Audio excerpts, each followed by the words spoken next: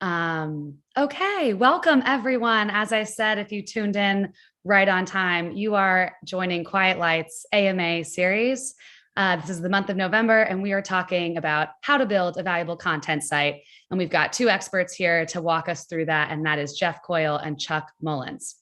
So Hello. by the end of this hour, say hello, everyone. Hi. So by the end of this hour, you are going to walk away, hopefully, with all of the tools that you need to build the most valuable content site possible, know what is good content, what is bad content, understand the data you should be looking at and analyzing to get you there. And when you're ready one day to sell, you will be good to go. So for those of you who are not super familiar with Quiet Light, I'll give you a quick intro on who we are. We help entrepreneurs buy, build, and sell their businesses for 6, 7, and 8 figures. My favorite part, it's entrepreneur-led, meaning all of our advisors have been quite literally in the shoes of someone who has built, bought, and or sold a business. So they are uniquely talented and equipped to handle all of your buying and selling goals. We are also, we do a lot of educational things like webinars like this, podcasts, articles, blogs. So if you're thirsty for more content after this hour, you can go over to quietlight.com and check out a ton of resources that we have for you. Okay, let's get to our special guest. So Jeff, I will start with you. Jeff Coyle has 21 years of experience in the search industry. So that's a lot of years of experience. He is currently the co-founder and chief strategy officer for MarketMuse, where he's focused on helping content marketers, search engine marketers, agencies, and e-commerce managers build topical authority, improve content quality, and all things search and content. So we're very happy to have Jeff here. And after this hour, keep an eye out for him in the wild because he's often speaking at various content marketing conferences all over the place. Jeff, have I missed anything? Anything else you'd like to share? No, that's perfect. You got it. Yeah, Okay. I love these, and I'm so looking forward to all of the questions. Cool. Welcome, Jeff. And then our very own Chuck Mullins.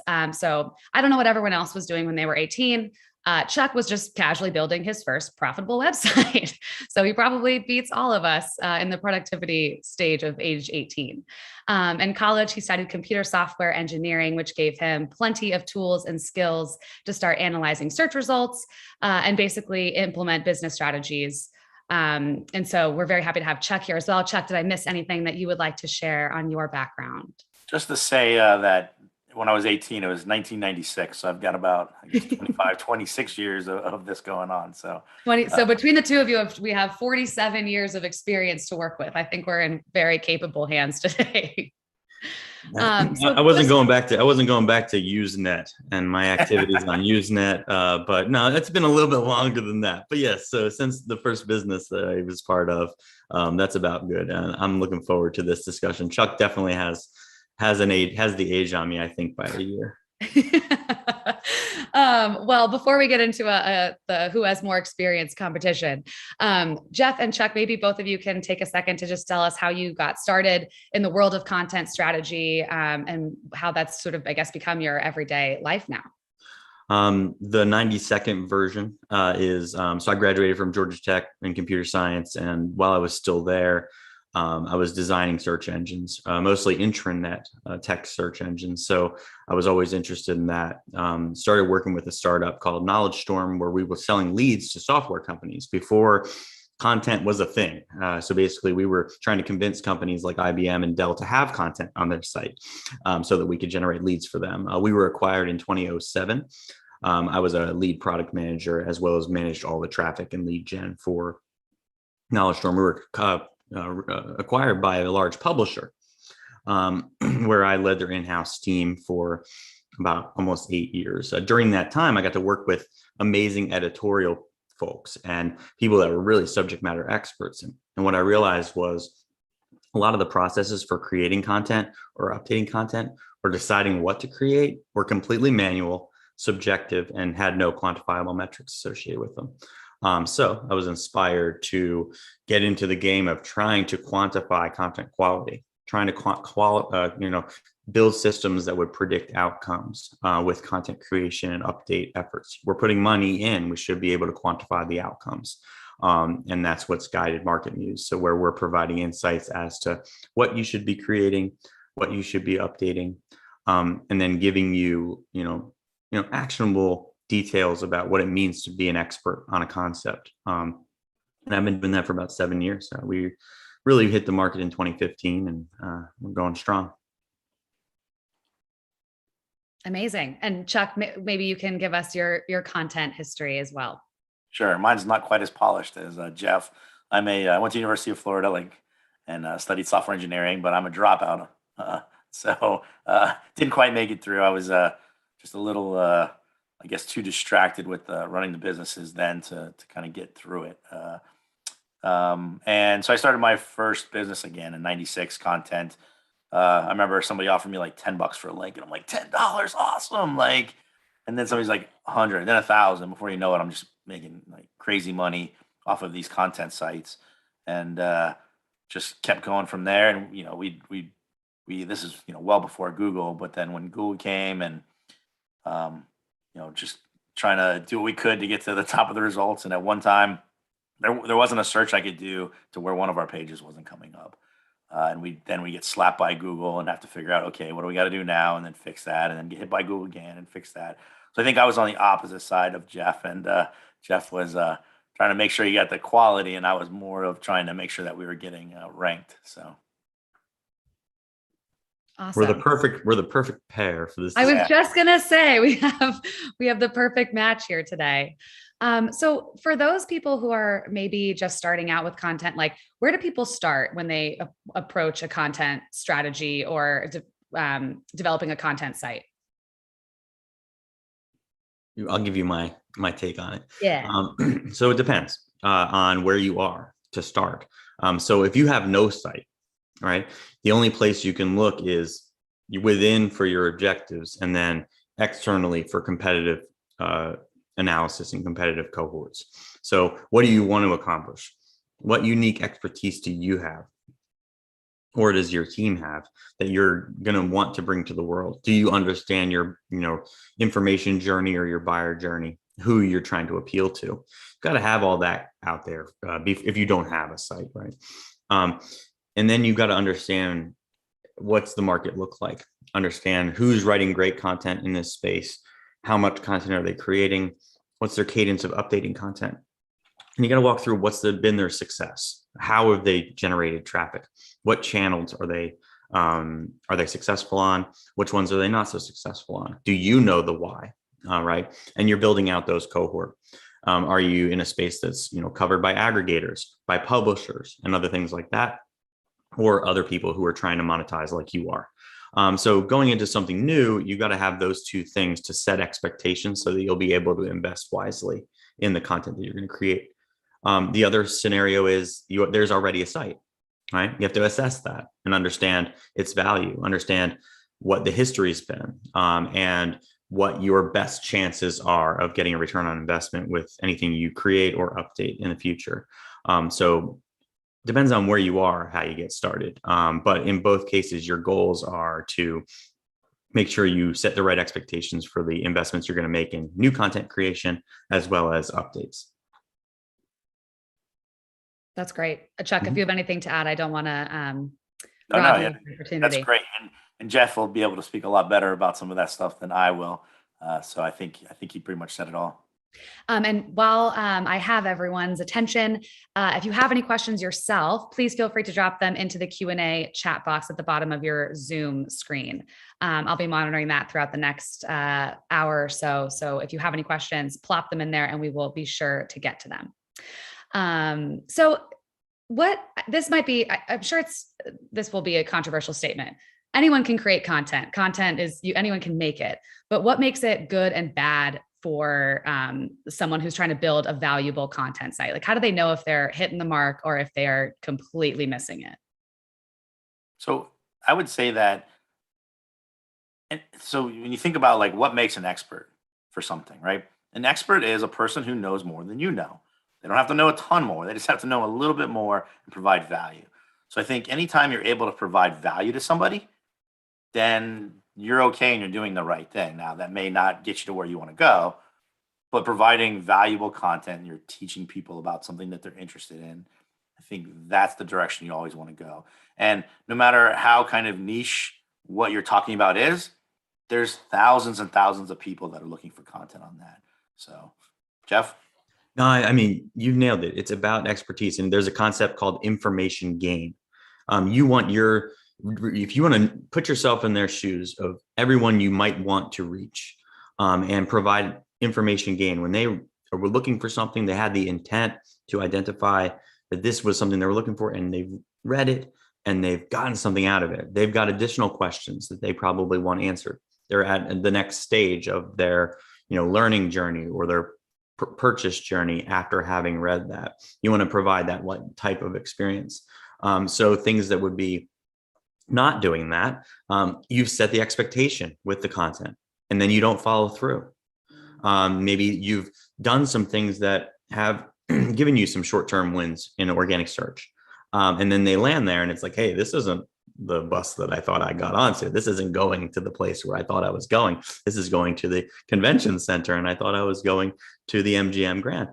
So those are the types of things that you want to make sure you're not creating. And that is what yields bad content. Bad content is that which does not exhibit expertise, does not provide information gain. It doesn't put your business's best foot forward. It's the content that even if it generates traffic, everyone in your company kind of cringes when they realize that people are going to that page or they landed on that page. And you're like, oh gosh, I wish we could do something about that. Those are the signals. And part of our mission statement, we always say it's, we set the standard for content quality, but I always say my shadow mission statement is I want to rid the world of bad content. So, And I would not say all heroes wear capes. Some have Yeah. content strategies, Right. Maybe if you want to just be tactical, some of the obvious like poor quality content type things, it just comes down to readability Right. and quality of information, right? If you're outsourcing your content production at somebody that's charging you, 50 cents for 500 words, it's likely not going to be the best quality, right? And that's going to be one of the most important things these days is high quality content that's readable and that's authoritative, having Yep. good quality information. And if you're putting out bad information, I think it's only a matter of time before you get hit for that. Yeah, and it's also about access to information. So you've said readability. It's accessibility. It's where are you updating historical content? If your expectation is that people are still reading it, is it up to date? Is it interwoven into the fabric of what you publish? A most common mistake that content site owners make is not going back and updating content for many number of reasons. Whether maybe I published a new article on an adjacent concept or a follow-up, I may naturally think to link back to the old stuff. Well, I've got to go back to the relevant old stuff and make sure that it elegantly integrates into the new stuff too. It's not a one directional thing because I want to make sure if someone does land on that old item, I'm showcasing everything that I have to offer. I'm not a magazine salesperson, right? Where if I have my backlog of magazines, the new ones can point to the old ones, but the old ones will never point forward to the new ones. That's just a difference in perspective for publishers and editors and journalists. Who were like created in the 60s, 70s, and 80s had a hard time with this. But if you're listening to this particular webinar, you should already know you're not publishing, newspapers in the 80s. We're not wearing hats and we're not on news beats. We're trying to figure out how to put the best journey in front of our clients, in front of our readers, in front of our potential clients, so that we show them that we know them. We show them that we're really trying to provide value. They can probably find this information, the general information, in other places, but we want them to want to find it from us. Why? Exhibiting that additional expertise. It's that dial one number higher with that expertise. And if you don't have it, go find it. Have an interview with somebody. Ask them to contribute. Don't just put out a derivative of what you find on the internet. Don't copy your idols.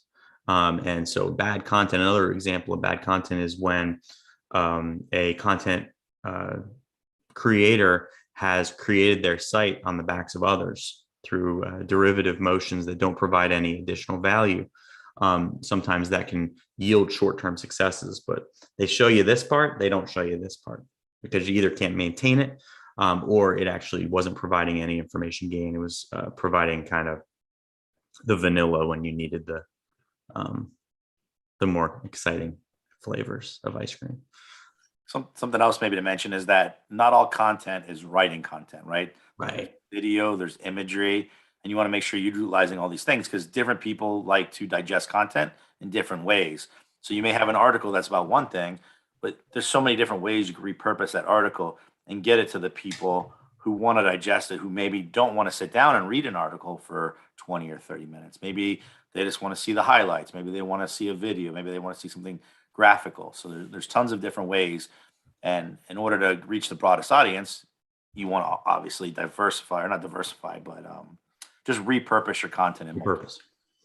Yeah, repurposing is the hardest skill to stay vigilant on, because it's kind of boring, because you've done this creative thing once, but you got to push yourself to create a meets minimum for repurposing, because frankly, you're naive.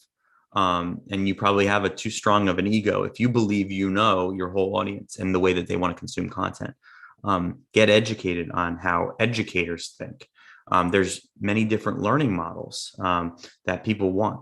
It's not just about like the trite thing. Some people like it short content. Some people like snackable. Some people like long. No, that's not it. It's people. Some people are audio visual. It's the way that they learn. Some people want things in formats that are interactive and are more engaged with that versus not interactive. Some people, may interact with this or have more visibility in, through third-party channels that are derived from your content. Podcasts is a great example where some people will listen to them on their desktop, some people with a program, some people, through their phone, and only consume audio or video. So really don't put yourself in a box. There's some great materials about beautiful repurposing tactics. Also, if you've got one really valuable asset, let's just say, people had to register for this show, and you have that archive. Well, you can turn that into many landing pages that promote. If you've got an ebook, if you've got a book that you're selling, well, you can carve that up into 200 pages of content. If you do that creatively, and the gold at the end of the rainbow is still that lead or that sale. So it's not a one-to-one. Your core materials, the manuscripts, the transcripts, the interviews, the creative writing doesn't equal one web page. And I think that was really hard for people to overcome and stay vigilant on. Even with market muse, sometimes we don't do repurposing. We have I think it's a 3-page minimum that we try to be successful with, 3 different formats for each investment we make, but it should be so much more. And I've heard teams that, have 20-page minimums, and that's a really good way to think about it. If you invest your time in creative writing, really invest in repurposing from the start and create a minimum. And Jeff, here's a question for you. What do you think would be the top 3 or 4 ways to repurpose content? Well, one would be, if it is rich media already, it's transcription and annotation, a beautiful annotation. So if it's rich media, if the original source, rich media for people audio, video, screencast, making sure you have a transcript that's annotated and beautiful. There's great tactics out there where you can piece that together. Don't just think about it as a blob of text you're going to put below the landing page. Really think about this could be something beautiful. I've seen beautiful representations of annotation. They can also be great ways to, maybe we missed something, you add a section to it, so you're actually providing more value with that. If it's a long form guide of text, think about visuals. Think about carousels of visuals. Think about what if you represented this guide in a slideshow of sorts that can be shared on social media.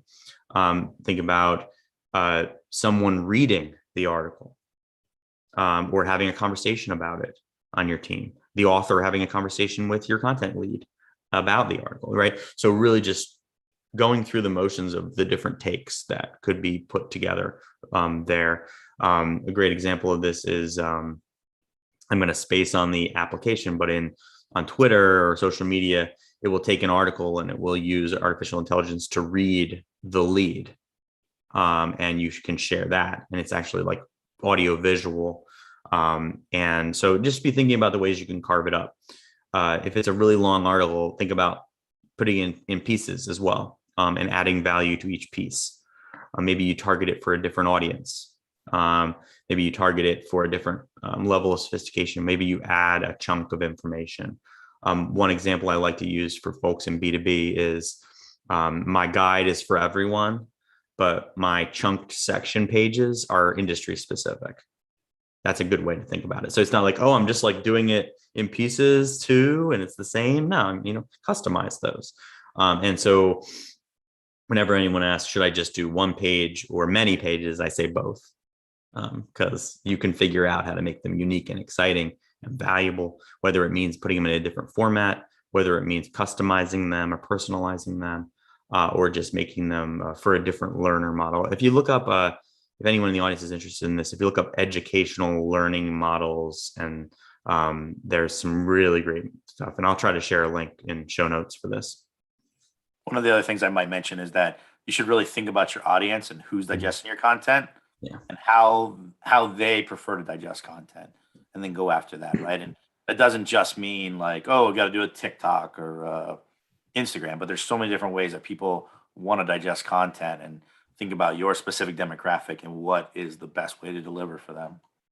Yeah. You just get creative. I like to think about it.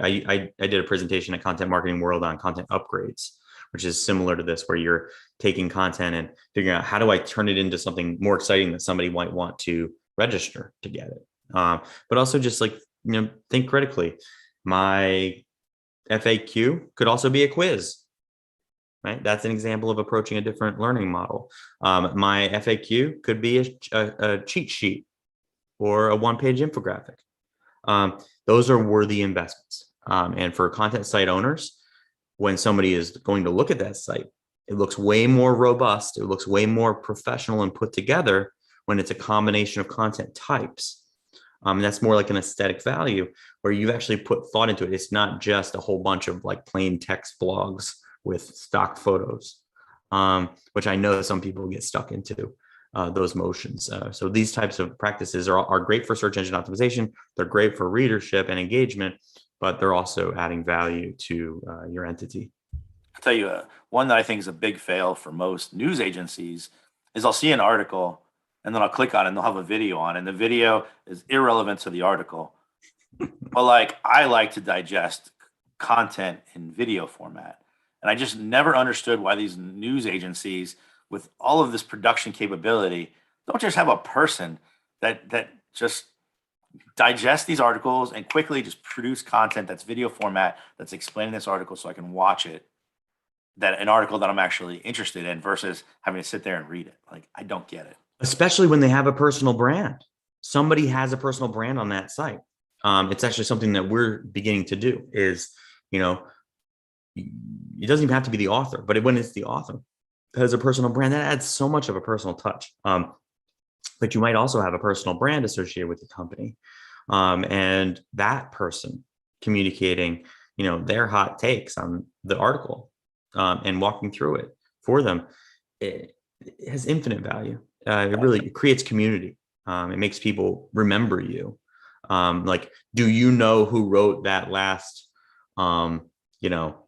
article that you read on BuzzFeed? Hell no, you don't. Right. But if it was, also somebody talking through it and you had that option, it gives an optional way to make it more of a personal interaction.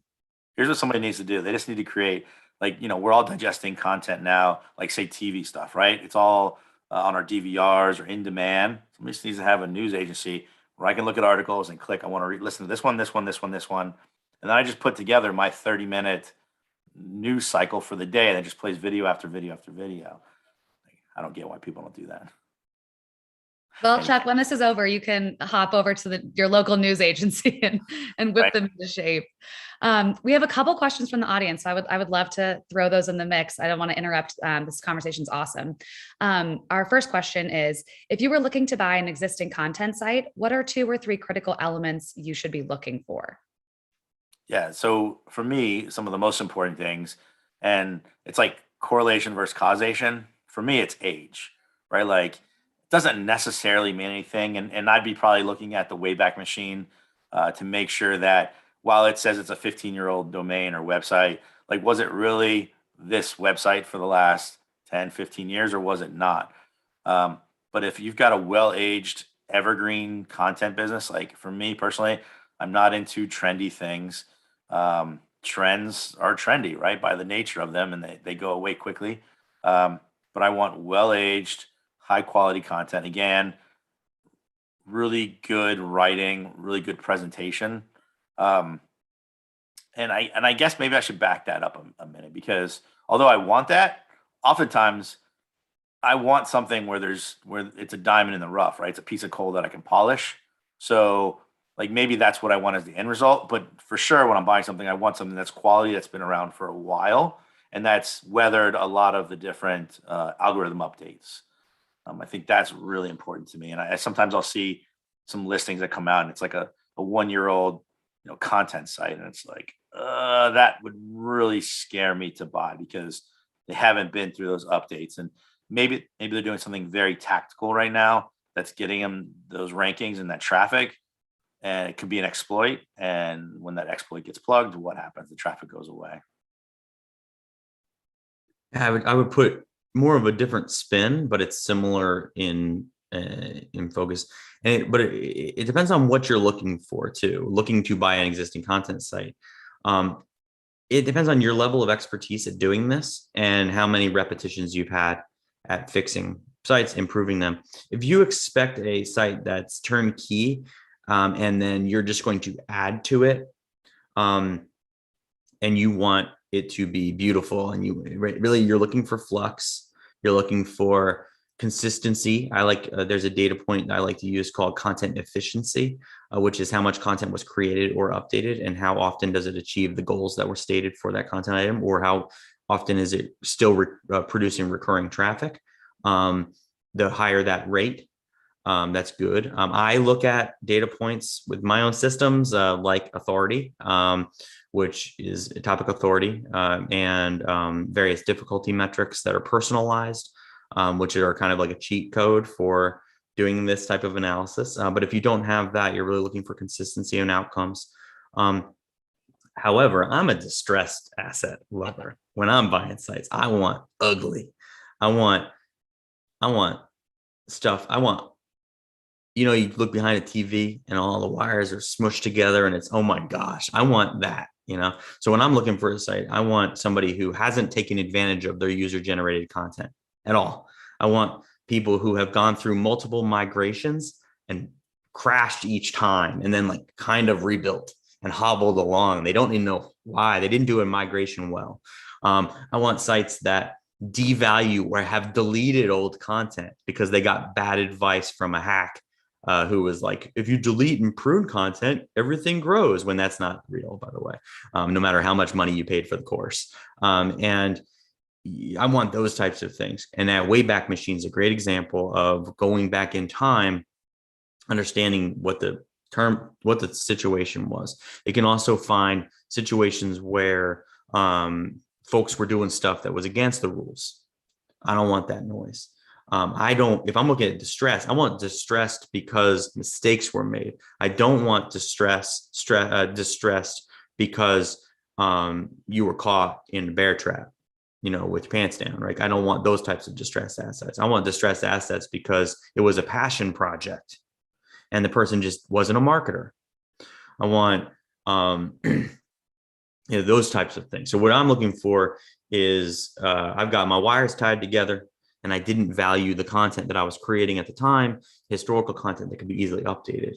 I bought a major publication for about a tenth of its value, a $2 million purchase, and it was worth 20. by looking at those mistakes of those unraveled wires, those riled together wires, right? And all you had to do was unwind those wires and make it more beautiful. Take advantage of the fact that these articles were written by experts. Access to the writer, if there was a writer that wasn't the owner, is also something I look for if I want to maintain continuity or understanding of an expertise on my part. I've got to find somebody who's an expert. If I'm not that expert or I don't have a passion in here, I've got to find that person before I would buy or figure out how to source that person. You can't just get by with, casual experts. No one's an expert on, rocket science, kitty cats, chess, backgammon, and coffee. I mean, it'd be real hard to find that person. So if you're sourcing your writers from that type of a bucket, and they're like, oh yeah, I'm really good at multivariate calculus, and also, dinosaurs. It's like, you're probably not.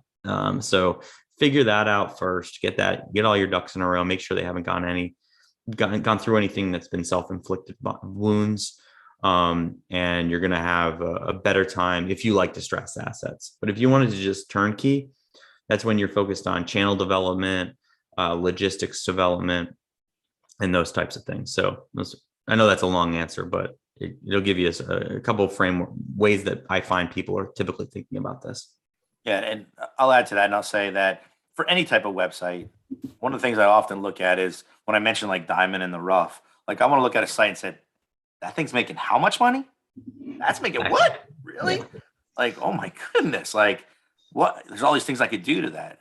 Mm-hmm. And it doesn't just have to be about improving the content or the usability or anything like that, right? It could be as simple as monetization, right? Mm-hmm. Maybe they're just running Google AdWords and not doing any affiliate or anything like that. And I would caution people, like, distressed can be sexy, but it can also be dangerous.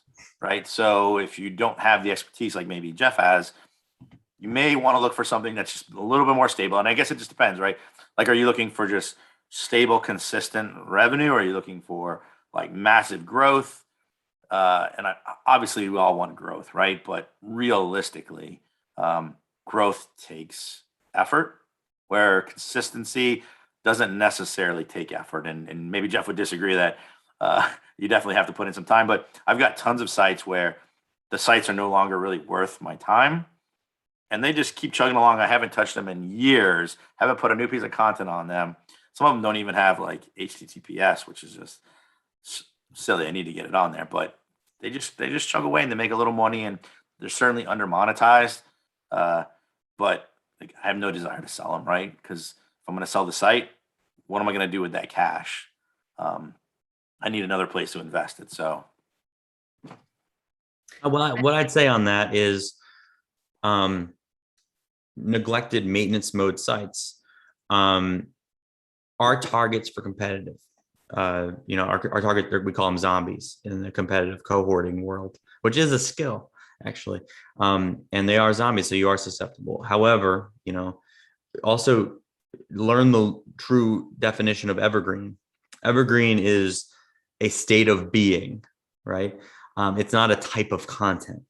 Evergreen means that this has the potential to have traffic that is not below a floor over time. That's a weird way of saying that article could be a news story.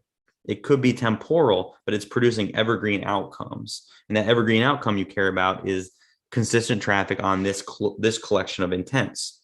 So it doesn't, a lot of people get their head in a box. They're like, all evergreen content is definitions or basic pillar guides. Not true. And this is coming from a guy who used to run whatis.com. I know definitions. And you got to have that floor of understanding. That could be any type of content. It could be any format of content that gets you there. Know what to do when you got there. But a great example of we just talked about, a great tactic is buying a site that's beautiful, that doesn't do any repurposing. I mean, right there, you can have a beautiful outcome there if they're already being successful. But you could also make real big wins when it's a distressed asset and hasn't cut the lawn hasn't mended the fence. There's rats in the basement. You got to just figure out how big do you want those rats to be. And maybe something to think about when we're thinking about buying a website, maybe a content site, right? This is something that happened to me way back in the day when I first started buying. I got all excited and I went and bought all of these like little sites, and then I'd buy, one big site, right? And guess where all my attention went? I went to the big site. It didn't go to the small ones. Even though there's more opportunity with the small ones, it's opportunity cost, right? If I put in 1 hour, like I could double that small one, but I could get a 5% growth on this giant one that is really 10 times the growth on the other one. So make sure that when you're buying something, it's of sufficient time or sufficient size where it'll keep your interest, and you'll put the time in that's needed to run and grow the business, right? This is controversial. No one agrees. Not everybody agrees with this. This is Jeff's own hot take. I like to have some sort of interest in it. If you've got choices to make, if you hate dogs, like you hate them, like they run by you and you're like, oh God, get that dog out of my face. Don't build a dog site. Don't buy a dog site. It's just what I've seen, and this is totally anecdotal, is those are the ones that get forgotten. Those are the ones that people lose interest in. If you've got a little bit of interest in it, do it. And,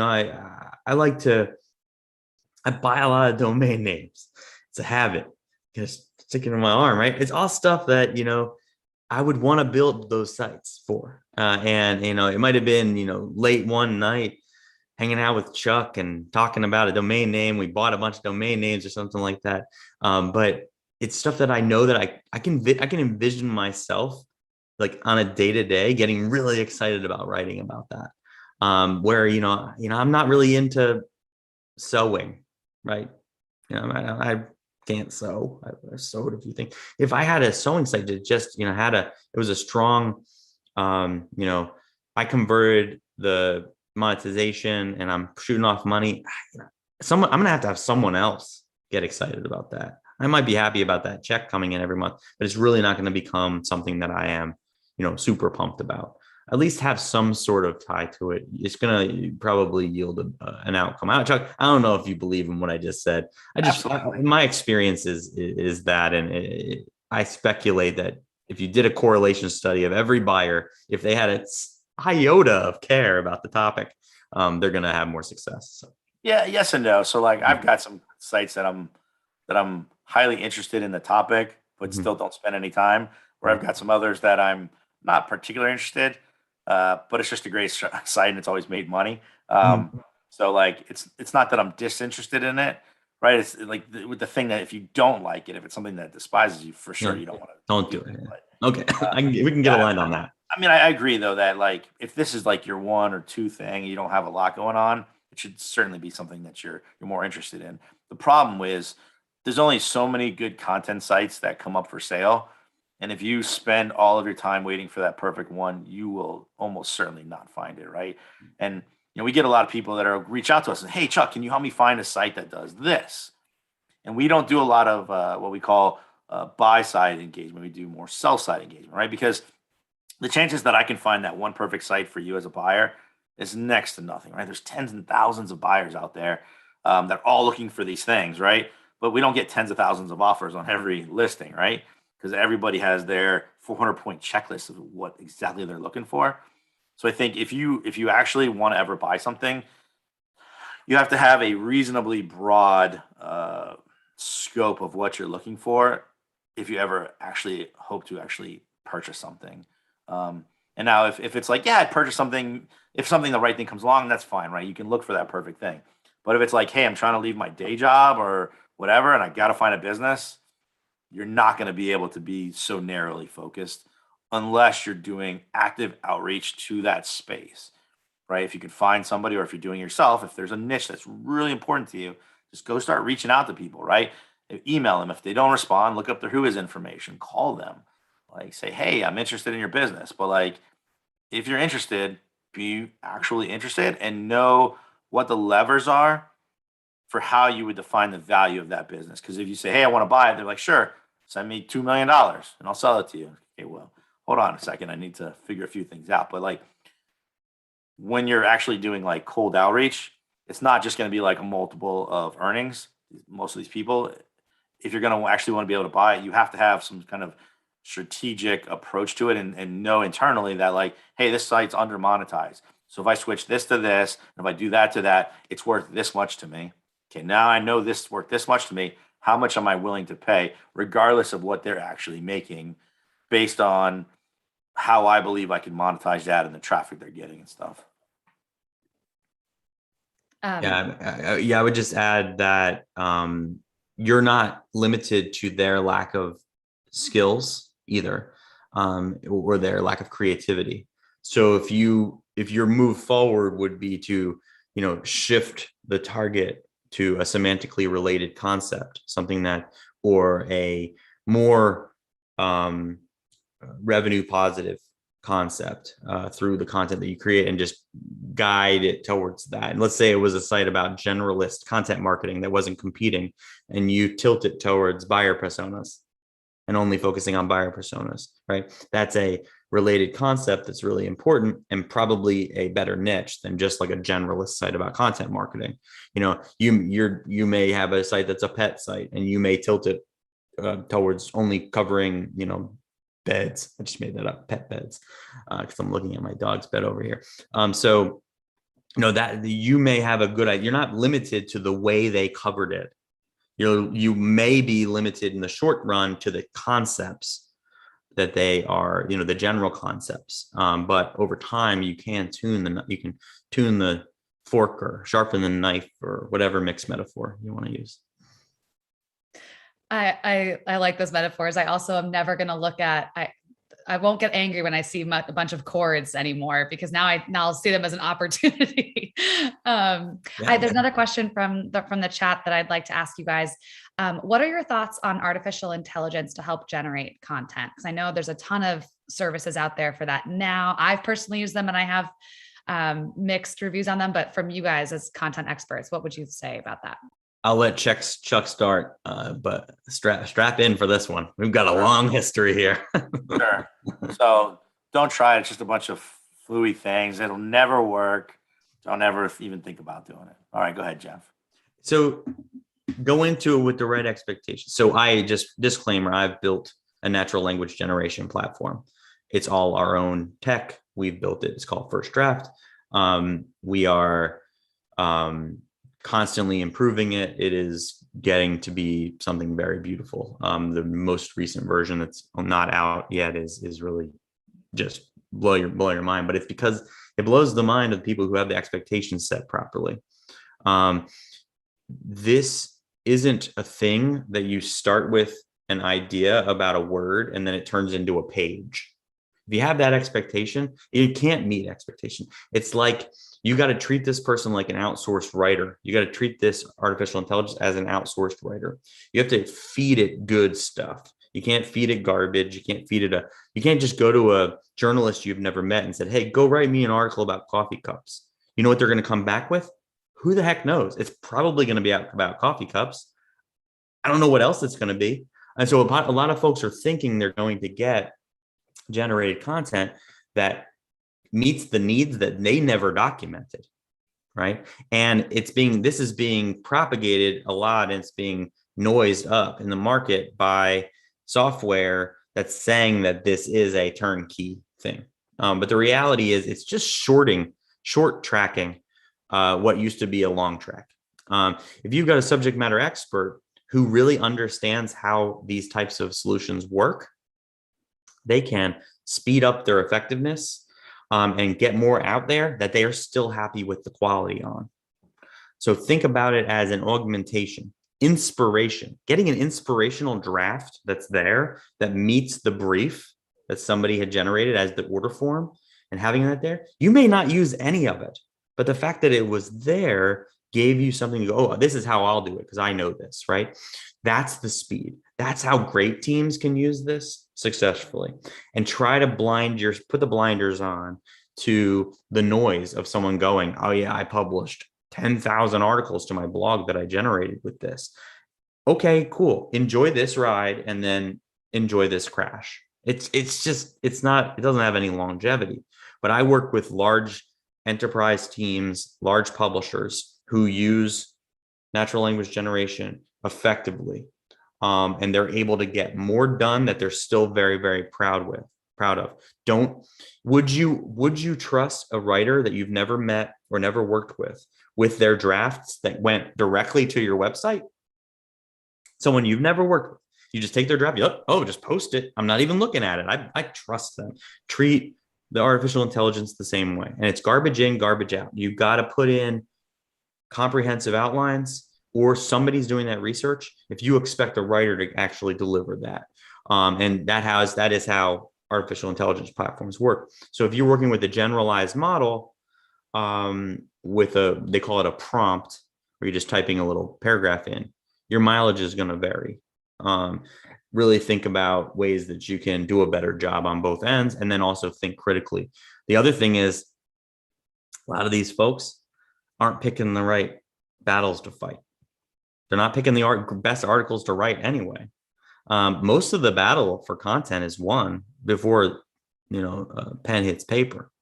It's picking the right articles to create and update. If you've got a great content strategist, they may go out and go, hey, I really know we want to write to cover this topic comprehensively. We need a 24 item cluster, but our current resourcing only allows us to put out 4 articles.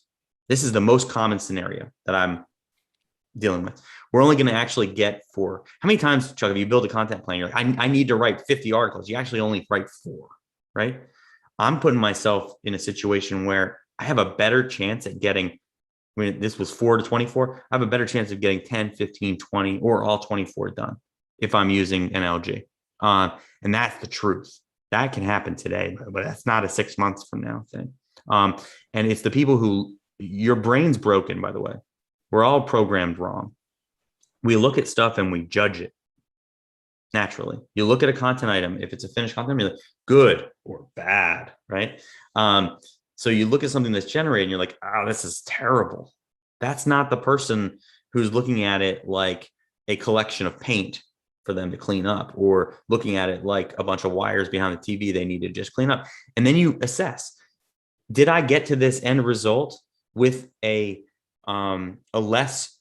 lower total applied time and energy? And if not, okay, it wasn't successful for you and your style. You either need to train yourself to be better at expectation setting, or maybe you made some mistakes. Be self-reflective. Get better.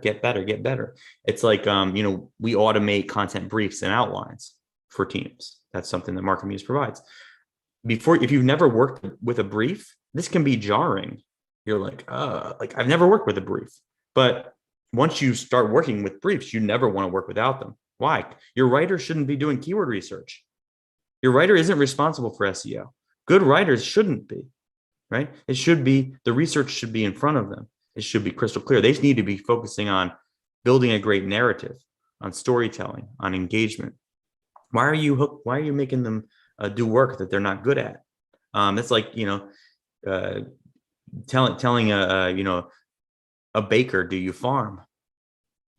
It's just not real. It's not real. It's how people create inefficiency. So think of NLG as just yet another way of you getting Play-Doh that you need to turn into something beautiful, which nobody can really do with Play-Doh. So that's an awesome analogy. And by the way, I was joking when I said it was garbage. I've been using like AI type stuff for, I don't know, 10 plus years. What's the one that IBM bought that used to be like AU or Gold something? Cool. Wow, that's a good. But the spinners have been around for a long time. But this wasn't a spinner. It was it was something where like you would have it read your article and then it would spit out words that were relevant to the article that you didn't actually have in the article. Yeah. And I know what you're talking about. That was like it was a great tool because it's like, oh, these are all words that we should have in here, and we'd plug those words in various different ways, and all of a sudden we'd rank for so much more stuff. Yeah. This was like 10 years ago, right? So like it's only improved since then, and so it's definitely a great tool to help. It's not where like Jeff said, just plug in a keyword and then you've got an article. Yeah, think about what the other value it can bring. I mean, the brief creation, outline creation, can speed you along. Topic modeling, which is what Chuck was kind of describing, which, is our foundation at Market Muse. It's here's the words you forgot. You went and you wrote a great article about, content marketing strategy, and you forgot to cover buyer personas and target audience and the different roles on a content team. Those are just blind spots. Even an expert could have those blind spots, right? So fill those, and that's AI can produce that information. You're very they're immature workflows. And what I mean that you're really used to spell check. You're really used to Grammarly. You used to not be before they existed. The first time you worked with spell check, you were like, this couldn't work, right? And then it did. The first time you used Alexa, it stunk. Now Alexa's pretty good. Same thing. Maybe you've never gotten advice while you were writing about how to make an article better, so it feels alien. Now, inspirational draft content that's unique. It's just first time you used Alexa, you asked a question, it was wrong. What'd you go? Oh, this thing stinks. Same situation. It's just over time, the knife gets sharpened, and you figure out how to use this to your advantage. You figure out how it can supplement your experience. It's not a cheat code. It is a way to make you better at your job. You're still on the hook for what goes out. You're still on the hook for the quality. So you put something bad on your page, you're in trouble. It's just the reality. You put, facts that aren't true on a health site, which I've seen people doing with that other major AI platform. I know going up against Microsoft's really good idea for me, and Elon Musk. It is really. I have to have lots of coffee in the day to do what I'm doing. But if someone's putting content directly out of a generator, who's responsible for it? You are, if you're publishing it. And so treat it like an author who you haven't reviewed, and you'll be successful. This is also great. If you guys have a few extra minutes to go over, I have one other topic I would love to chat about. And we've talked a lot about good content, bad content, different types of content, et cetera. From like an analytics standpoint, an actual like hard data perspective, what should people be prioritizing and thinking about when they are deciding, oh yeah, my content site's working hard, or like, oh no, it's not, from an actual analytics perspective? Good question. So from analytics perspective, again, depending on how we're looking at it, right? Like I want to like overlay various algorithmic updates and see how the business, like what happened to the business when an algorithm update happened, right? And did that update cause anything, traffic up, traffic down, no real change? And then try to think about like why that happened and what is it about my content that was triggered by this update. If we're just talking about like core metrics that make a good site versus not, quality of backlinks, time on page, like there's a ton of stuff out there. Yeah. What I like to think of, make sure, and the basics like Chuck just described, very important. Make sure your analytics is set up correctly. A good way of identifying a problematic analytics setup, I can go into many long ones, but look at the direct none channel, which is direct/none. You don't know where the traffic came from. It's like, and then look at, make sure you're calculating, if you're going to use like engagement data, like a bounce rate, make sure you understand how that works. In Google Analytics, default and bounce rate data isn't set properly for most people. So ATOS, or average time on site, isn't set right. But one thing to always, so do some research on that. Andy Crestodina, if you want to look up somebody who's really laid out how to set up your analytics properly, go check out his blog on that. He's at Orbit Media. The thing I like to make sure folks know is all the content you have on a concept works together as a mob, as a team.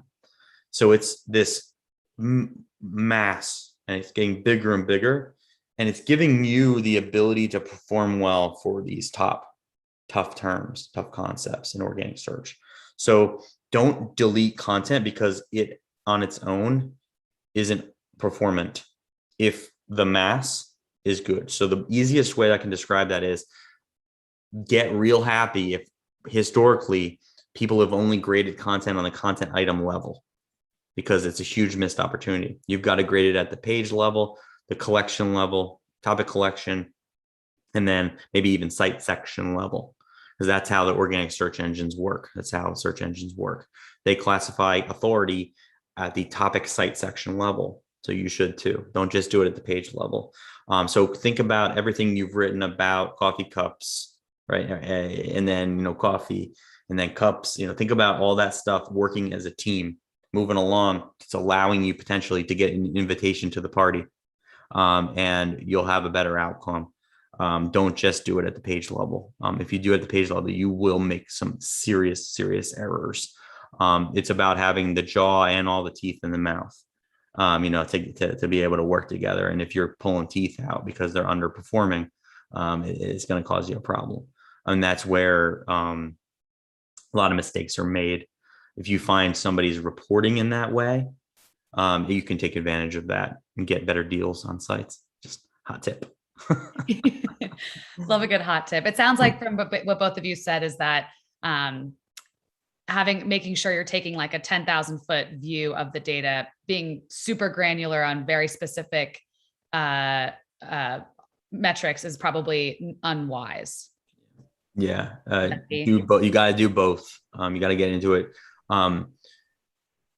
Another really important tip to think about are your pages, or did your pages historically? Chuck was talking about the algorithm changes and did they ebb and flow? You got to look at flux. It's really important. But also, do the pages perform well for things that they're not about?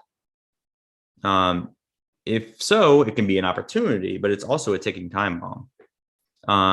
And so dig into that. look at Search Console, look at those types of things. If you can get access to them, look at Search Console, look at third-party analytics data, try to understand, maybe the data isn't what it seems. If 90% of the traffic, I use this example a lot, but a translation company, 90% of the traffic went to one page about how to use expletives in foreign languages, right?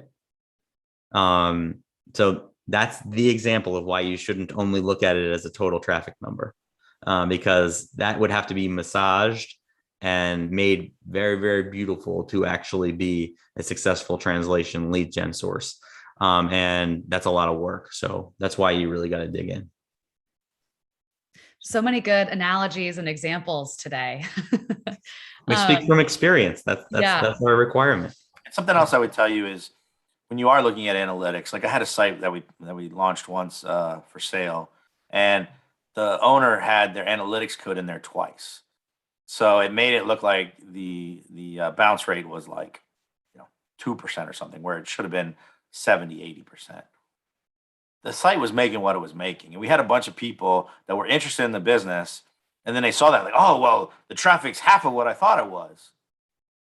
Yes, but the site's making what it was making, right? So there are certain metrics that you should get hung up on, and there's certain ones that you don't, right? And don't let something like a mistake somewhere in the thing blind you from an opportunity, right? Take it for what it is, and then think about, how else can I make money? How else can I generate traffic?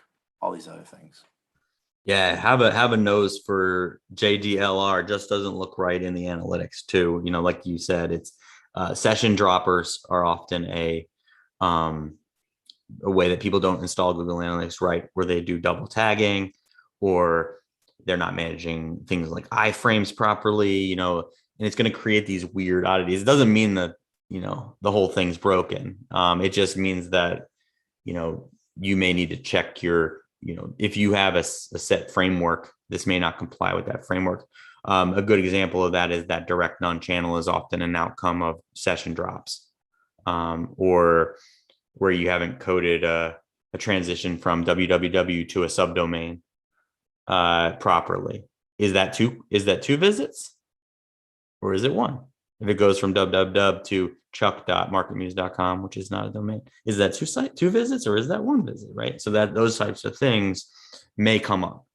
So if you don't know how to do it, get somebody who knows how to do that kind of thing to just examine whether there's any problems that could cause, because it could become an opportunity. All the other investors may have looked at it and went, this conversion rate's low. And you're like, actually, it's really high. They just double counted everything. Should have dropped the chuck.org reference there instead of the. Oh, yeah, chuck.org. Very valuable domain. Very valuable. Talking about earlier how we like to purchase domains. I just picked up chuck.org and I was all excited about it. That's amazing. I think my new late night activity is going to be just buying domains. Don't do it. Or Suffering.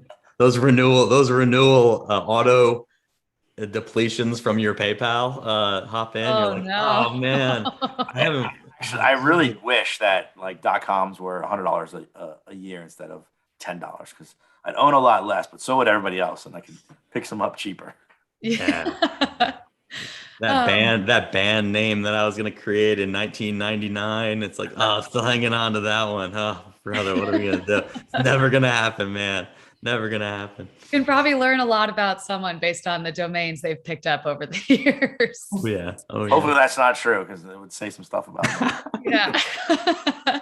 Well, we're just a few minutes over our hour, so we'll wrap up. Is there anything else, any final comments either of you would like to make? We've covered a ton today. This has been so awesome. I personally have learned a lot.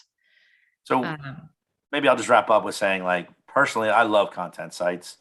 You don't have to worry about inventory. It's nice. And when you build a really good quality one with good content, they can be around for years and years, right? If you're providing information on evergreen topics, I'll use the term inappropriate, like Jeff said, but using it on topics that will be around forever. Like, what's better than that, right? And I really do like content, and I would say that don't just look at the brokerage sites for content sites, right? Do some cold outreach, right? Because what comes to us is just a small portion of the overall content that's available out there to be purchased. So certainly look at all the brokerage sites, but if there's something specific you're looking for, just go out and reach out. Yeah, I would say certainly, shameless plug for Market Muse. It will help you with all of these processes and making your content better. But the other thing I like to say is, content's not on my only hammer. Competitive analysis is my other hammer. And it's the most commonly mismanaged part of a content site is poor competitive analysis practices in place. Competitive analysis and content aren't fair, right? Just why? Someone else's entire body of work they spent a year on, you get to look at it. And in the amount of time that you spend looking at it, you can distill it and you can get insights on how performant those steps were that took a year. You can take a year's worth of their work and turn it into a month of yours. And that's not fair, but that's the reality. Take advantage of that reality, not to copy them, but to understand them, to understand and set expectations for yourself. Make proper educated guesses of how much investment you need before you buy the site.